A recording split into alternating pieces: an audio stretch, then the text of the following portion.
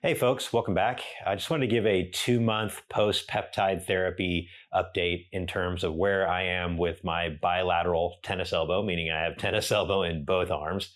It started in my left arm, and then about 2 months later, it started in my right arm, and it's persisted. Now we're going on probably 10 months, I think, in the left arm, and probably about 8 months in the right arm. Um, Overall, I think the peptides did kind of accelerate the healing a bit.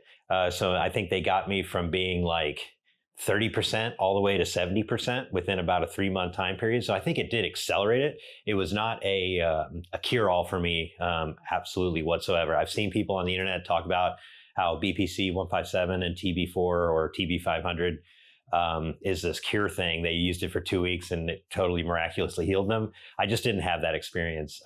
Could be for different reasons. It could be because I didn't start it early enough in the injury. Could just be the way my body is. I have different genetics than other people. I'm not sure, but that was just my experience with it. But just to give an update, so I'm about 2 months post-therapy, and I'm finding tennis elbow to be what I'd known it to be, which is an extremely frustrating injury because it doesn't, you're not really at risk, from what I understand from talking to my doctor, you're not really at risk at tearing anything, but it's extremely painful and very debilitating and can cause some real strength degeneration in your grip strength. But for me, it's the pain, it's the constant nagging pain whenever I shake hands with people, whenever I open doors, whenever I pick up cups like this, or the peanut butter jar when I'm making my kids' lunch, stuff like that, I find to be very, very painful for me. My left arm, I would say, is about 90%. Again, this is the one that got injured first. I think it's about 90%, and it has less bad days than the right arm. My right arm is continuing to be very troublesome. I would say the pain ranges from a 5 to a 2, depending on, I can't tell, honestly. When I don't work out, sometimes it'll flare up.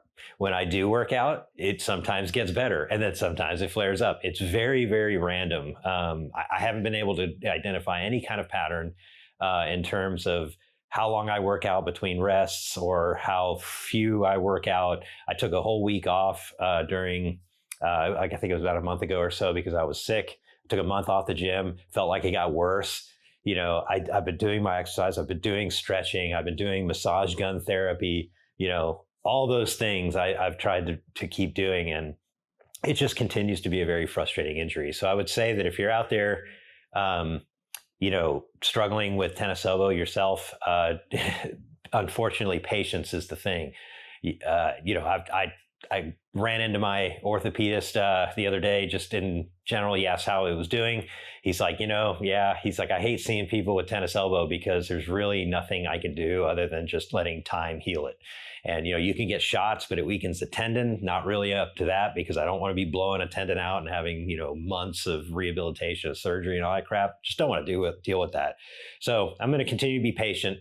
As far as the gym goes and lifting and stuff, I still lift about 4 or 5 days a week, and I still go pretty hard. And it doesn't seem to bother it unless I do certain exercises back to back to back, week after week without rests. I've noticed that can injure it. There's some exercises that I've cut out completely. So any kind of upright row where I'm doing this, I just feel a lot of weird tension in my forearms with that twisting that it does. I'd say also like easy grip, barbell curls. I feel like that sometimes will agitate it a little bit. So I've been doing kind of more straight bar curls, and that seems to feel better on some days. Some days it doesn't. Just really, really bizarre on how this injury is. So that's kind of where I'm at, from a tennis elbow perspective. I can't really, they say to wait 3 months before trying another kind of cycle of BPC and TB4, TB4. But I don't know if I'm going to do that. Just some of the mental side effects that I had, and I think they've basically subsided now, but the anhedonia was really bad with me. Had a little anxiety, but that could have been due to some other stuff. I did have a job change, a lot of job stress, and I'm prone to anxiety, so it could have been that.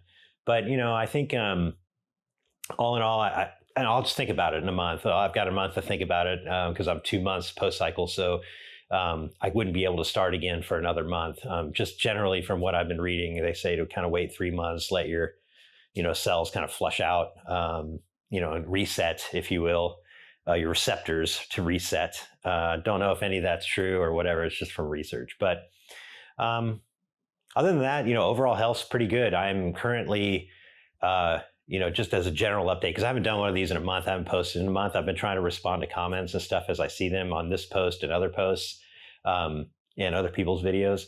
But, overall, I think I'm doing pretty well. I am in a bulking phase right now, so I'm a little bit heavier than I typically am. So I'm about 181 pounds right now. So that's up from about 173 pounds back in the October timeframe. So my goal has been about half a pound a week of gains.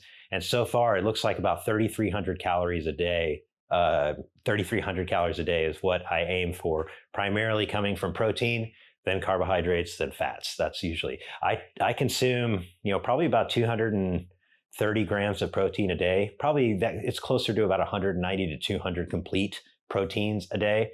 I take in about 300 to 400 grams of carbs a day, depending if it's a training day or not, and about 80 to 100 grams of fat a day. And that just seems to be working for me. It kind of equals up to a half a pound a week of weight gain. So I think I'm going to get up to probably about 185 pounds, and then I will probably cut for 4 to 6 to 8 weeks, something like that. I'll kind of go into a dieting phase, ease down this time. I won't crash my diet like I normally do. I think I'll probably go to 2,500 calories, and then maybe down to like 2,100 calories, probably not much less than that. Just because if I did put on any muscle in the last, 4 months, 5 months of the bulking phase, I don't want to lose. I want to keep as much as I can. So I don't want to go into super catabolic and just lose all, any gains that I've gotten. I'll do a DEXA scan probably in June or July. That'll be a year anniversary. I've thought about doing one at Christmas, but it just seemed like, I don't know. It just didn't seem like a good time to do it. So I'll do it in a year, and we'll see where I'm at. Be looking at visceral fat. That's one thing I'll be looking at. I'll also be looking at total lean body mass. Super interested to see what that looks like for a year of what I would call pretty strict on the ball, locked in training. I had 1 week where I didn't work out for a full week, and that was because I was pretty sick. But other than that, I'm usually, 4 to 6 days a week sometimes, and I go pretty hard. Other than that, yeah, things are going well. I'm sorry I haven't made a video in a while, but if you have any questions or anything about the peptide therapy, or anything about my health journey, if you haven't watched the other videos, go check them out. I talk a little bit about why I started this about a year and a half ago and where I'm at. This is kind of where I'm at right now. So yeah, if you have any questions, put them in the comments. Otherwise, if you like the video, like it. If you like the stuff I make, feel free to subscribe. You don't have to, but that would be cool if you did. But yeah, use the comments. Ask me anything you want. I'm pretty open book on that stuff. So hope you're doing great. Keep up the great work. I know you can do it. I'll see you in the next video. Thanks.